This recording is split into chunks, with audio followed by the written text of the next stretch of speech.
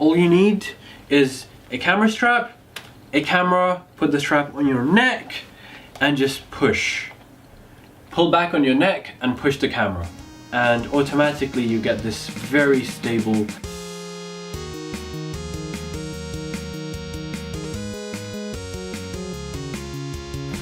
Hello, I'm here today to teach you guys about a DSLR stabilization trick I learned over time doing commercial work. The hack or the tip is this. You need a camera strap, a camera. Doesn't matter what camera it is. I've tried it with small cameras, big cameras. It pretty much works as long as your camera is not weirdly proportioned. So if I have like a massive lens on this, I don't think it'll work as well, but it works pretty well for like normal lenses like 50 or a long lens. But yeah, so what you do is you put the camera strap on yourself as you would normally do. Find a point on the camera where you can push but not push a button. So for this camera, I know that if I place my thumbs here, I will be able to push enough, and then what happens is you get this stable motion.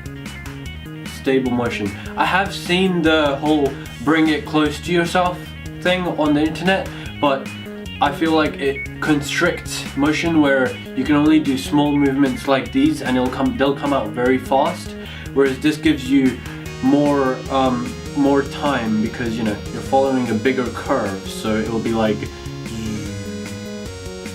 So on the left you see with the camera pushed up, and on the right you see like without, just holding the camera normally. And I mean, when you're very close, it's not as obvious because obviously I've gotten used to it because I'm a photography student, so I've gotten used to just having my hands stable.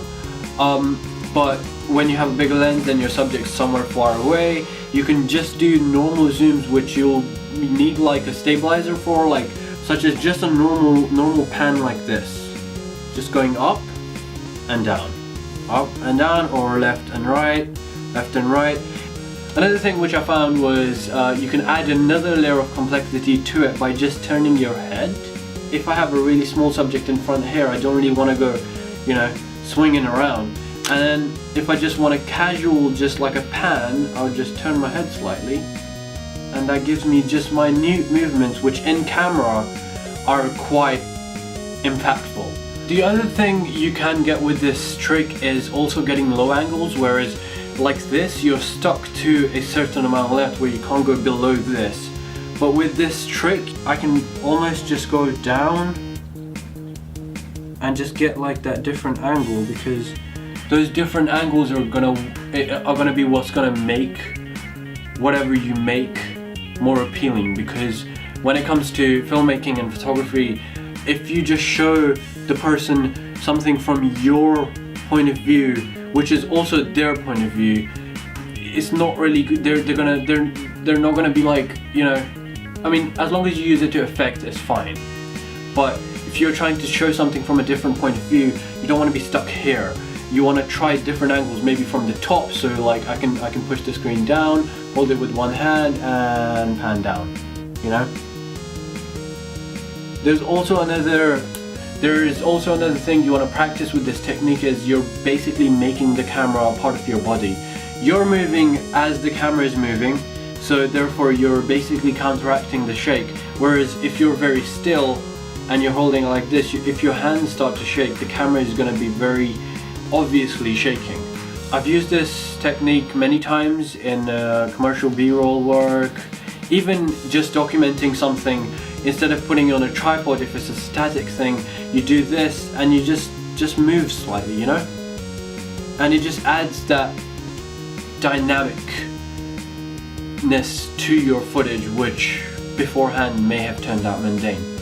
So that was my ramble at the end of the tip. I hope you guys learned something. I hope you guys use this. I've told it to a couple of my other photography friends, and they have started trying it, and they said to me that they use it more and more because it is helping them quite a lot.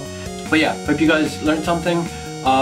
Give it a try. All you need is a camera strap, a camera, put the strap on your neck and just push. Pull back on your neck and push the camera, and automatically you get this very stable pans up, down, side, left, and you can even go a bit, you know, just turn it a little bit.